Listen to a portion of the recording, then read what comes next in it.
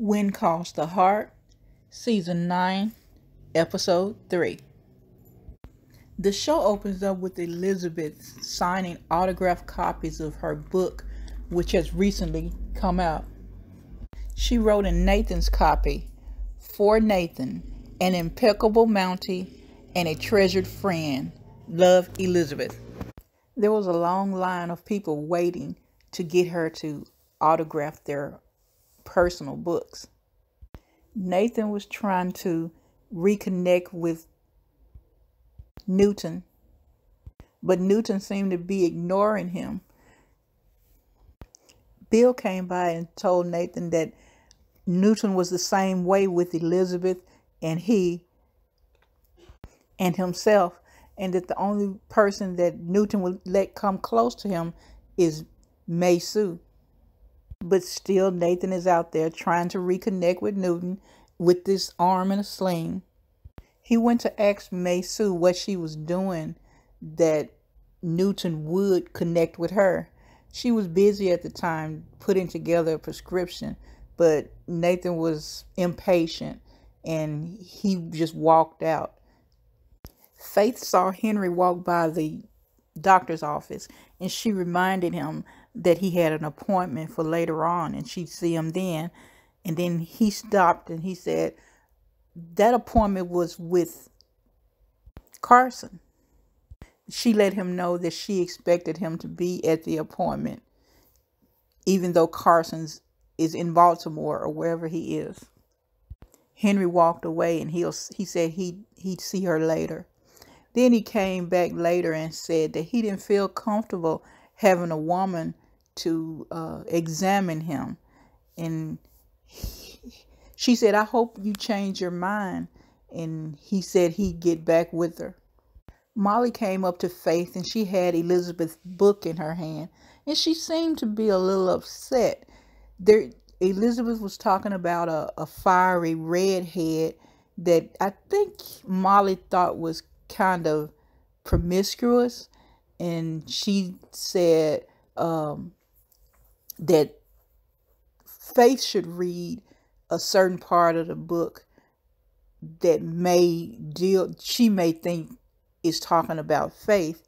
And so Faith got the book and she started reading it.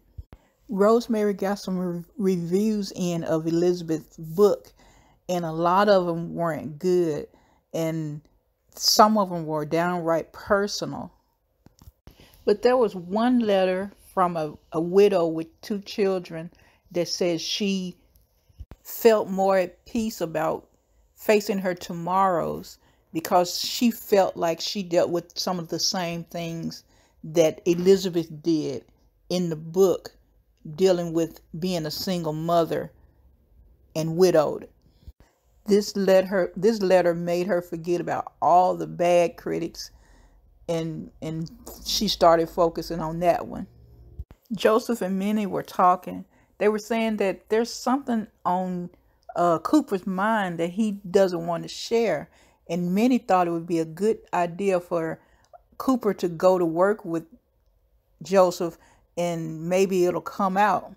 While Joseph and Cooper were walking to the job, Joseph told Cooper that he and his mom had been talking and they decided that if he didn't want to go to church, it's up to him. And Cooper said he didn't act like he was happy about it. So Joseph said, "I thought that's what you wanted." And he said, it all amounted to a shrug. Joseph stopped walking and he said, "What's wrong, son? Tell me, what's wrong?" After some prodding, Cooper finally said that he and Angela got the measles. But why is Angela blind and not him? He seemed to think, why didn't it happen to me? Sounds like he has guilt because he isn't the one that's blind. Later, Joseph and Minnie was talking about the conversation he had with Cooper, and he said, he He said he didn't say, after Cooper told him what was wrong, he said he didn't say anything else. They just walked. Because how could he tell him that the reason his sister was blind is because a doctor wouldn't treat her? So neither Cooper nor Angela knows the real reason why she's blind. Many said that we'll tell them when they're ready. Sidebar: how do you know when someone's ready to hear the truth? It's not when they're ready to hear it. It's when you're ready to tell it. Lucas was throwing a party to celebrate Elizabeth's book coming out. He had been trying to get her to go to the party for the longest. She kept saying she wasn't hungry. She just wanted to sit here and look at the stars. And finally, he had to just tell her, there are people waiting for you to come to a surprise party.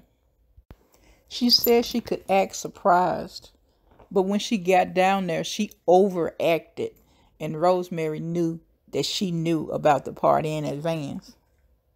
She said, "Oh my goodness, I was not expecting this at all. What a surprise!" Elizabeth was in the Yost store and Molly walked in. Elizabeth said, "Hi, Molly."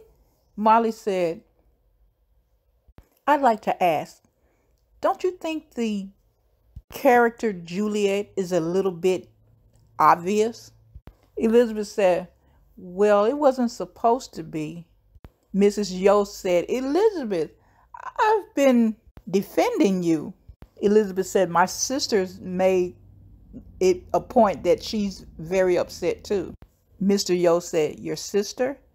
Elizabeth said, "The fiery redhead that's always on the lookout for a suitor." Molly said, "Excuse me, I have shopping."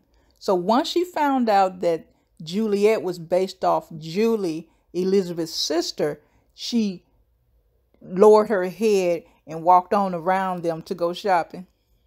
Lucas was in his office on the phone with someone named Jeanette. They were talking about Wyman Walden. That was the guy who stole the guys, Jesse and Clara's money, which he gave back in the end. And he tried to buy Lucas's Queen of Hearts saloon. And he did a lot of a few shady things around town. He said, "I can help you stop him, but I can't do it alone." He said it angrily. He put the phone down on the table and like they couldn't hear him, and he was getting upset about it. But that's where the show ends. Thanks for watching. Like, comment, subscribe.